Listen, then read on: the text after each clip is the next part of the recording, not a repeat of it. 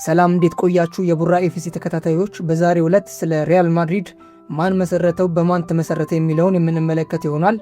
ላይክ በማድረግ አብራችሁን ቆዩ።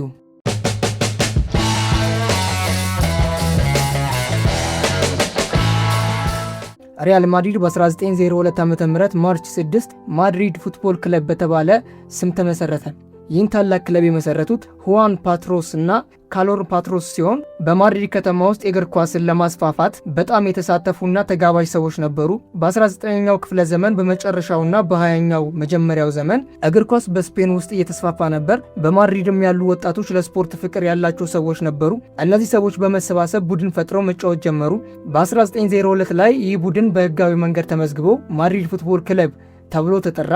በ1920 ላይ የሀገሩ ንጉስ አልፎንሶ ክለቡን ሪያል የሚል የክብር ስም ሰጠው። ይህ ንጉሳዊ ወይም ከንጉስ የተሰጠ ክብር ማለት ነው። ከዚያን ጊዜ ጀምሮ ክለቡ ሪያል ማድሪድ ተብሎ ተጠርቷል። በ1920 ዓመተ ምህረት ላይ ንጉስ አልፎንሶ በክለቡ ላይ ሪያል የሚል ክብር ስም ሲጨምር ሪያል ማድሪድ ከተለመደው የከተማው ቡድን ለየት ብሎ ንጉሳዊ ድጋፍ ያለው ክለብ ሆነ። ይህን ስም በመቀበል በማድሪድ ከተማ ውስጥ ብቻ ሳይሆን በስፔን ዓለም አቀፍ ደረጃ ክብርና ታዋቂነት እንዲጨምርለት አድርጎታል። ንጉሱ በቀጥታ ቲሙን አያስተዳድርም እና ጨዋታ ላይም አይሳተፍም። ነገር ግን የሰጠው ድጋፍ ክለቡ ወደ ከፍተኛ ደረጃ እንዲያድግ አድርጎታል። ሪያል ማድሪድ ከ1902 ጀምሮ እስከ 2026 ድረስ ብዙ አሰልጣኞች ተቀያይረዋል። ትክክለኛ ቁጥሩ ባይታወቅም ጊዜያዊ አሰልጣኞች ስናካትት እና ሳናካትት ይለያያል።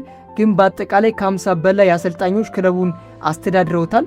ከነዚህ መካከል ሚጌል ሙሮኖ እጅግ የተሳካለት አሰልጣኝ ነበር። ዚነዲን ዚዳን እና አንሴሎቲ ደግሞ በዘመናዊ ታላላቅ ድሎች አምጥተዋል። ከድሎቹ አንጻር ሪያል ማድሪድ በላሊጋ ላይ ከ35 በላይ ዋንጫ አሸንፏል። በቻምፒየንስ ሊግ ደግሞ 14 ጊዜ በላይ አሸናፊ ሆኗል። ይህ በዓለም ላይ ከፍተኛ ቁጥር ሆኖ ተመዝግቧል። በኮፓ ዴል ሬይ ደግሞ ብዙ ጊዜ ዋንጫ አሸንፏል። በጨዋታ ውስጥ በሊጎች አጠቃላይ ውጤት ከታሪኩ ጀምሮ እስከ አሁን ድረስ ሪያል ማድሪድ ከሚጫወቱበት ጨዋታ በአብዛኛው 60% በላይ ድል አስመዝግቧል። ውጤቱ ደግሞ በአጠቃላይ ከ20 እስከ 25% አካባቢ ነው። ቀሪው ደግሞ እኩል ጨዋታ ነው። ይህ ቁጥር ከክለቡ ታሪክ ሁሉ ከፍተኛው ደግሞ እንደነበረ ያሳያል። አጠቃላይ ሲታይ ሪያል ማድሪድ ብዙ አሰልጣኞች ቢቀያየሩም የድል ባህሉን አልተቀየረም።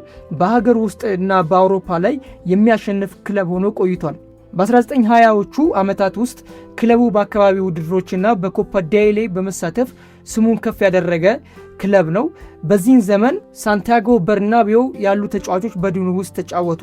እነሱም በኋላ ክለቡን የሚቀይሩ ታላላቅ ሰዎች ሆኑ።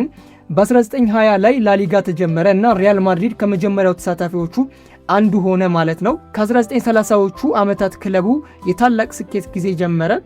በ1931 እና በ1932 በላሊጋ ዋንጫ ማሸነፍ ቻለ።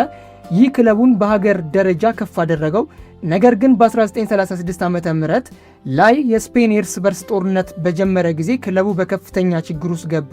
ብዙዎች ተጫዋቾች ተበተኑ፣ አንዳንዶች ጦርነቱ ውስጥ ተሳተፉ። የክለቡ ንብረትና ስታዲየሙ ተጎዳ። በ1939 ከጦርነቱ በኋላ ክለቡ እንደገና መቋቋም ጀመረ። በ1940ዎቹ መጀመሪያ ዓመታት ውጤቱ አልተረጋጋም ነበር። ነገር ግን በ1943 ላይ ሳንቲያጎ በርናቤው ክለቡ ፕሬዝዳንት ሆኖ መምጣቱ ታላቅ ለውጥ አመጣ።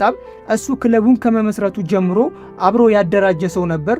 አዲስ ተጫዋቾች አመጣ እና በ1947 ላይ ሳንቲያጎ በርናቤው ስታዲየም የተባለ ታላቅ ስታዲየም ተከፈተ። በዚያን ዘመን ውስጥ ክለቡ በአንዳንድ ጊዜ ድል አመጣ።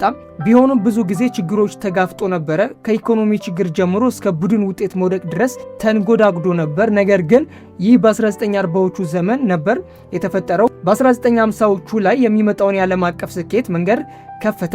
በ1950ዎቹ ሲደርስ ሪያል ማድሪድ ከሀገር ውስጥ የታወቀ ክለብ ወደ ዓለም አቀፍ ኃያልነት መቀየር ጀመረ።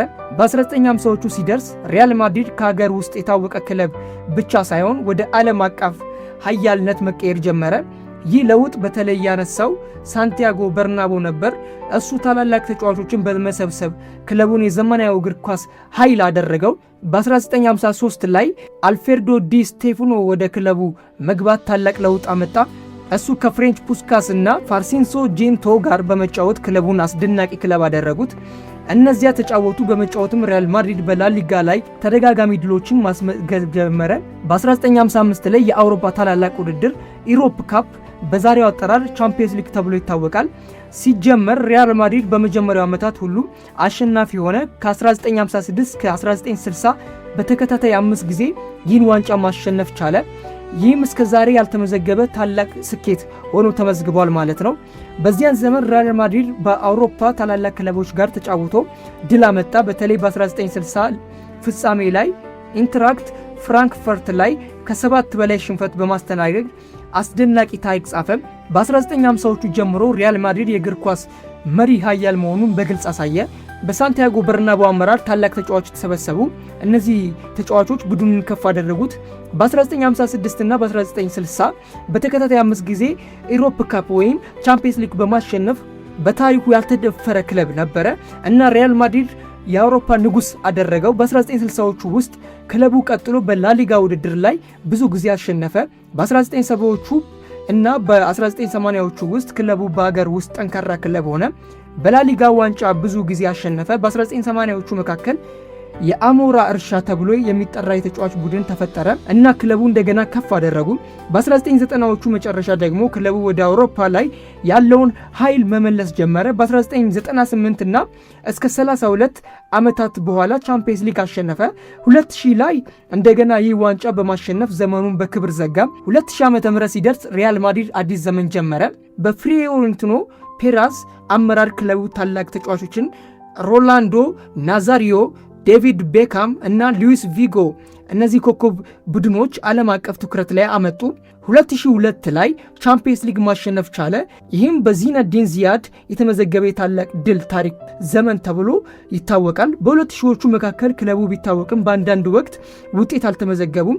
ብዙ ኮከቦች ቢኖሩም የቡድኑ ሚዛን ግን ችግር ነበረበት። ግን በ2010 ዓ.ም በኋላ ክለቡ በክርስቲያን ሮናልዶ መግባትና ጆሴ ሞሪኖ አሰልጣኝ ቡድን መሆኑ ከባርሴሎና ጋር ያለው ውድድር ከፍ ያለና ተወዳዳሪ አደረገው። 2014 ላይ ሪያል ማድሪድ 10ኛውን ቻምፒየንስ ሊግ ዋንጫ አሸነፈ። ከዚያም በኋላ በዚነዲን ዚዳን አሰልጣኝነት 2016 17 እና 18 በተከታታይ 3 ጊዜ ይህን ዋንጫ ማሸነፍ ቻለ። ይህ በዘመናዊ እግር ኳስ ውስጥ አስደናቂ ታሪክ ነው። 2018 በኋላ ክለቡ ትንሽ መቀነስ አሳይቷል፣ ምክንያቱም በተለይ ክርስቲያን ሮናልዶ ከክለቡ በመሄዱ ምክንያት። ግን 2022 ላይ እንደገና ቻምፒየንስ ሊግ ማሸነፍ ችሎ ነበረ። በድልና በታሪክ በሁሉም ፊት የሚስተካከላቸው የሌለ ታላቅ ተጫዋቾች ሆነው እስከ ዛሬ ድረስ እየሄዱ ነው የሚገኙት ማለት ነው። ውድ የቡራ ኤፍሲ ተከታታዮች ይህ ቪዲዮ ከተመቻችሁ ላይክ፣ ሼር እያደረጋችሁ አበረታቱ እንላለን። ይመቻችሁ።